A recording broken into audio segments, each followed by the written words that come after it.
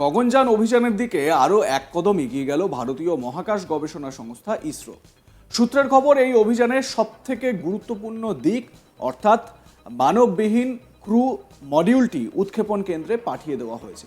ইসরোর রিপোর্ট বলছে 2025-এর 21শে জানুয়ারি বেঙ্গালুরুর লিকুইড প্রোপালশন সিস্টেম সেন্টার থেকে এই মডিউলটি পাঠানো হয় শ্রীহরিকোটার সতীশ ধাওয়ান স্পেস সেন্টারে।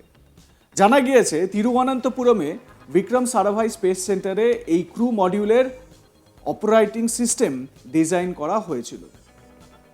Crew model propulsion system bi propellant reaction control system আছে।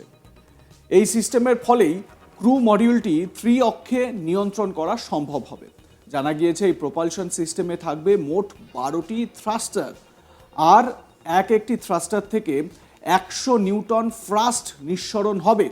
যদিও রিপোর্টে যেটা জানা যাচ্ছে, এই ক্রু মডিউলের অ্যাসেম্বল করার কাজ এখনও বাকি রয়েছে।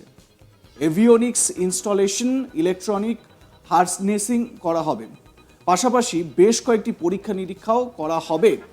এরপর এই মডিউলটিকে পাঠানো হবে বেঙ্গালুরুর ER রাও স্যাটেলাইট সেন্টারে। একদম শেষ পর্যায়ে এই ক্রু মডিউলটিকে অরবিটাল মডিউলের সঙ্গে সংযুক্ত করার কাজ হবে।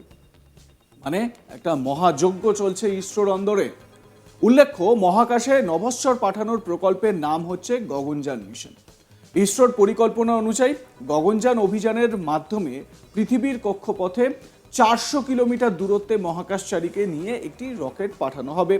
পরে সেটি আবার নিরাপদে ভারত মহাসাগরের জলে অবতরণ করানো হবে। আগামী বছর ভারতের এই গগনযানকে মহাকাশে পাঠানোর পরিকল্পনা রয়েছে ইসরোর। তার আগে এই পরীক্ষামূলক উৎক্ষেপণের মাধ্যমে মহাকাশযানটির ক্রিউ মডিউলটির কার্যকারিতা দেখে নিতে চাইছে ইসরো, কারণ এই ক্রিউ মডেলেই থাকবেন মহাকাশচারীরা।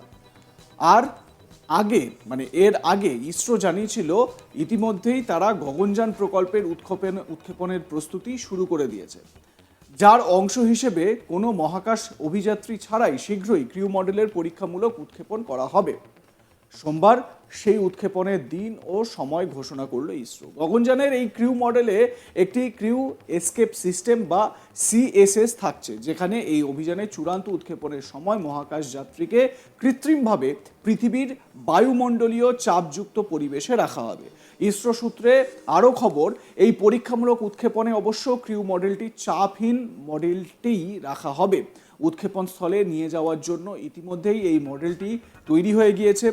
আসল গগনযানের মতোই আকার ও ভার বহন করবে পরীক্ষামূলক এই মহাকাশ যানটি, যাতে মহাকাশচারী পাঠানোর আগে সবকিছু ঠিকঠাক দেখে নেওয়া যায়।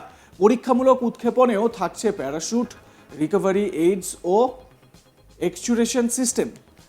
উৎক্ষেপণের পর যাবতীয় তথ্য পরীক্ষা ও অন্যান্য যন্ত্রগুলির কার্যকলাপ সম্বন্ধীয় তথ্য রেকর্ড করবে এই ক্রিউ মডেলটি।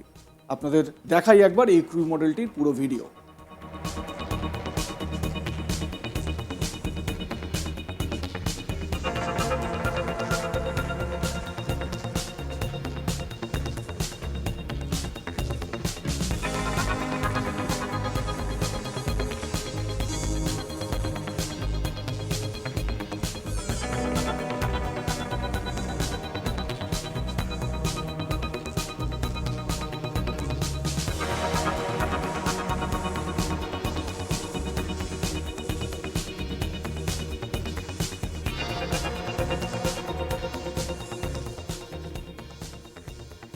ইসরোর এই গগনযান মিশন ভীষণই গুরুত্বপূর্ণ ইসরোর জন্য, এবং ভারতের যে মহাকাশ গবেষণা, সেই মহাকাশ গবেষণার জন্য এটা ভীষণ রকম গুরুত্বপূর্ণ।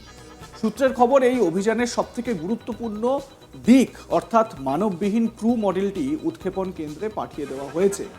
ইসরোর রিপোর্ট বলছে 2025-এর 21শে জানুয়ারি বেঙ্গালুরুর লিকুইড প্রোপালশন সিস্টেম সেন্টার থেকে এই মডিউলটি পাঠানো হয় শ্রীহরিকোটার সতীশ ধাওয়ান স্পেস সেন্টারে। জানা গিয়েছে, তিরুবনন্তপুরমে বিক্রম সারাভাই স্পেস সেন্টারে এই ক্রু মডেলের অপারেটিং সিস্টেম ডিজাইন করা হয়েছিল।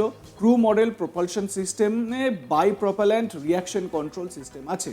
এই সিস্টেমের ফলেই ক্রু মডেলটি ত্রি-অক্ষে নিয়ন্ত্রণ করা সম্ভব। জানা গিয়েছে, এই প্রপালশন সিস্টেমে থাকবে মোট 12টি থ্রাস্টার, আর একটি থ্রাস্টার থেকে 100 নিউটন থ্রাস্ট নিঃসরণ হবে।